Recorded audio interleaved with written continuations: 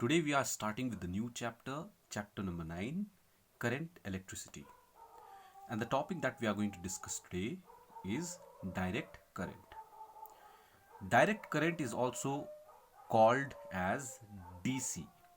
In short, direct current. Okay. Direct current is the flow of electric charge with constant magnitude in one direction. So here the key word is in one direction, means the current will flow in one particular direction. Okay, that is, if a battery is used, a cell or a battery is used, then the current will flow from plus and it will reach minus. So here the direction of the flow is this way. Okay, so the flow is this way and it passes through the appliance. Over here it's bulb, and again it goes to the negative terminal, and we always take the current flows from the positive terminal, okay, through the appliance and returns back to the negative terminal. So this is the way current flows, the direct current flows from the source. This source is the battery over here, and it reaches the appliance and again returns back. So the sources of direct current. Here we are talking about cells. Remember, this cells is different than the cells that you learn in biology. Cells means battery, okay? But battery and cells has a small difference. If you take combination of more than two or more cells, then we call it as battery, okay? So a cell is a source of electrical energy which uses chemical energy to produce current. That means electrical energy is produced by converting chemical energy stored as chemical inside the cell, okay, which produces electric current.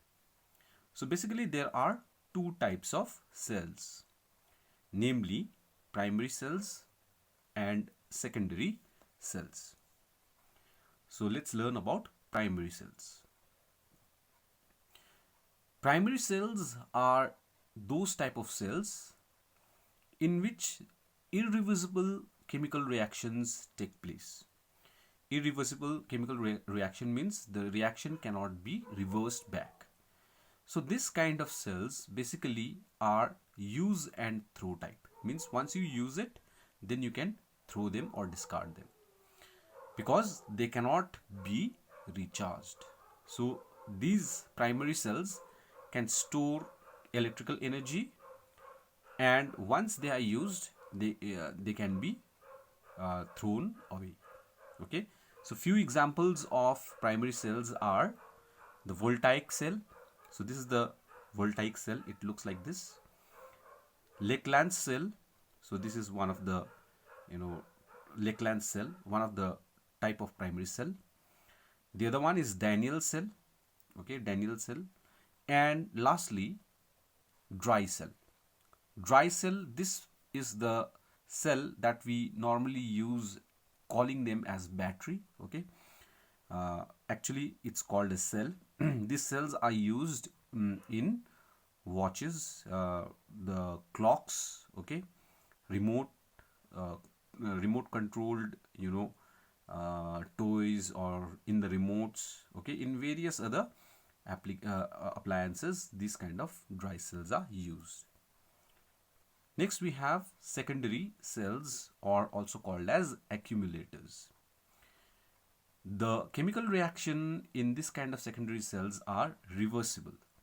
That means they can be easily recharged, and the electrical energy that is used while recharging gets converted into chemical energy, and this chemical energy is stored up again in the battery, okay, and this chemical energy, when it is used, gets converted into electrical energy and thus becomes the source for electric current. Some of the examples of secondary cells or accumulators, or also called as batteries, are rechargeable batteries that are used in most of the appliances, mobile batteries used in mobile phones, car batteries, the batteries which are used in cars, and the inverter batteries. These batteries are used in inverters. So these are the various sources of electric current, or we can say these are the various sources of DC current, direct current. Okay, so this much in this video.